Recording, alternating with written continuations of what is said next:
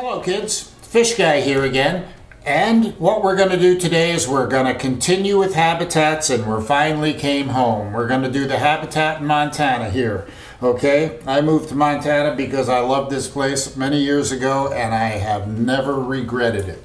In case you didn't know, Montana is one of the fabulous places in the world. We are lucky to live here. We have all the animals that we're supposed to have and that we ever had. All right, and we want to put them into a food chain. All right, so let's look at our food chain, the Montana food chain. All right, we're supposed to know what's at the bottom of the food chain, right? Bugs. Okay, they're everywhere except the ocean, where they use the bottom of the food chain would be algae and plankton. All right, so we have bugs. Again, I'll tell you, there's millions of them, okay? They're full of protein. You leave them alone, they make millions more. Here's something that I want to show you. Bugs, would you eat them? Do you know that Europe just okayed to start selling mealworms? The same mealworms that you feed to your lizards in the United States is now on menus in Europe. Bugs for food are in your future. Okay, so we got bugs at the bottom of the food chain. Let's work our way up the food chain in Montana and see what else we have. All right, what are three things that are going to eat bugs? Two things that eat the three things that eat bugs, and then we want to find out what's at the top of the food chain. So what do you think are some of the small things that are going to eat bugs other than your little brother? Okay, first one, birds. Okay, when those robins are in a tug of war with those worms out on your front yard for a reason. They're full of protein, they're ready to eat them. Okay, although I don't think a worm is technically a bug.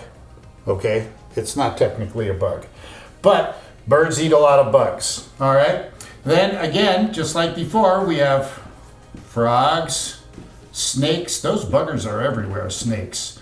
Okay, we have some lizards, we might have some salamanders, and then of course a frog's best friend, a turtle. Okay, they're log buddies, they hang out together. All right, and then what else are we going to have over here? Mice and rats. They show up everywhere. Okay, mice and rats. Now mice eat a lot of grasshoppers, they eat a lot of bugs. This is something you'll notice in the fall.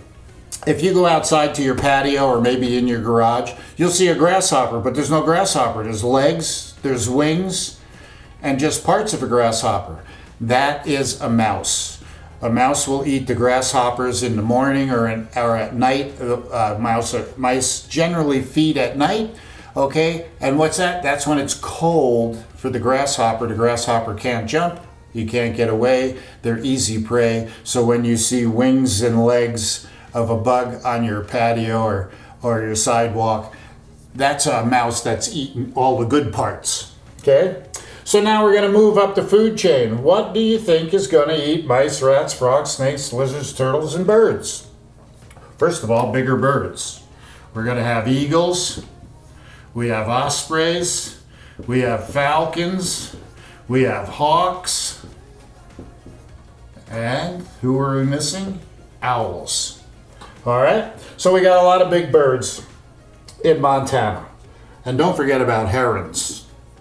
And our sandhill cranes, they eat everything, okay? Anything they can fit in their mouth, herons will eat. They eat ducklings, they eat rats, they eat snakes, they eat everything. All right, and then what are we gonna have over here? Well, you gotta have the next biggest thing. So we're gonna have like a fox, right? A fox is what? A canine in the dog family.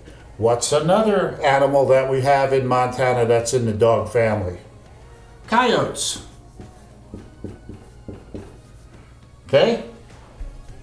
That takes care of the canines, like your dogs. What's a feline?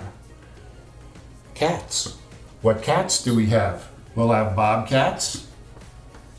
Okay, and we also have those ones that have the things on their ears.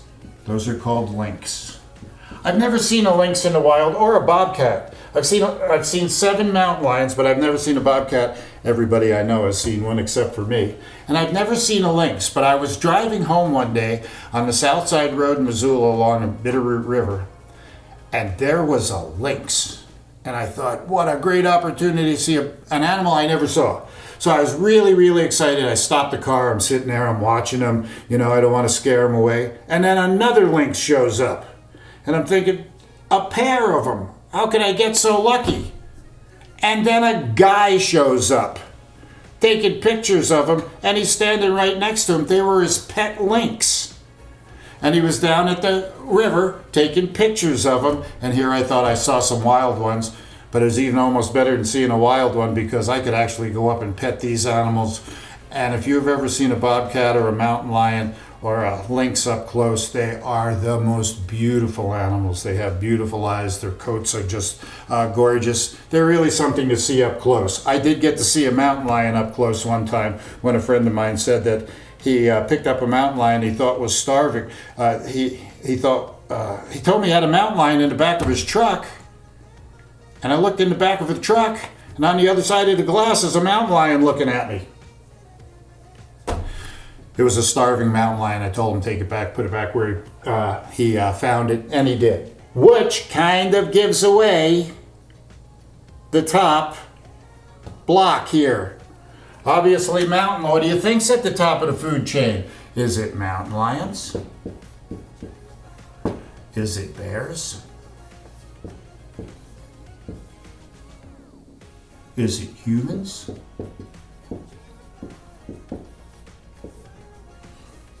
What do you think's at the top of the food chain? Are we at the top of the food chain?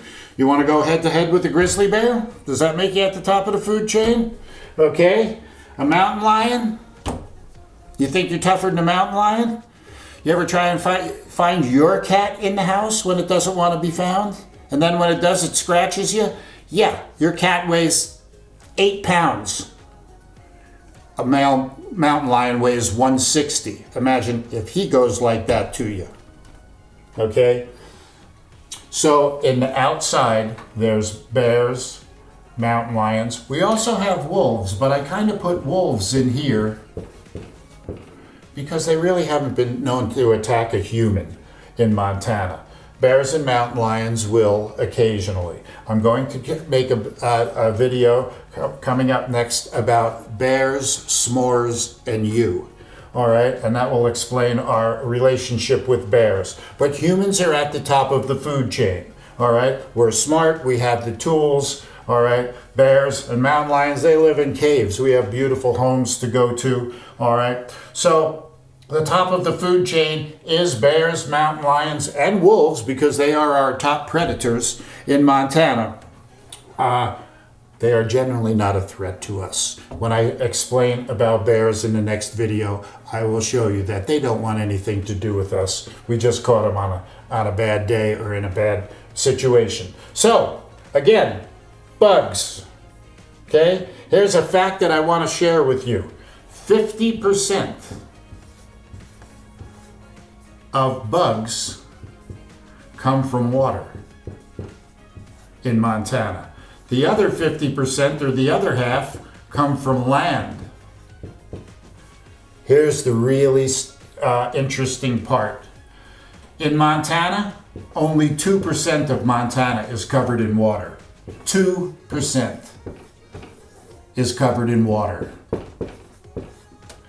98% or 49 times more space than water is land. And yet we get half of our bug protein from 98% of the land and the other half of our protein from 2% of water. How important do you think that makes our rivers and streams to keep them clean from pollution? See what I mean? See how things are beginning to fit together? This is how nature works, kids. I'll see you in the next video, and I appreciate you watching. Y'all take care now.